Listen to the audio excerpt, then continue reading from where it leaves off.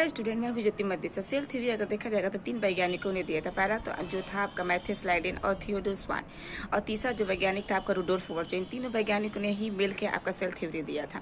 Matthews लाइडेन ने कहा था कि जितने सारे आपके प्लांट्स है, सारे प्लांट्स आपके सेल से ही मिलकर बने थे।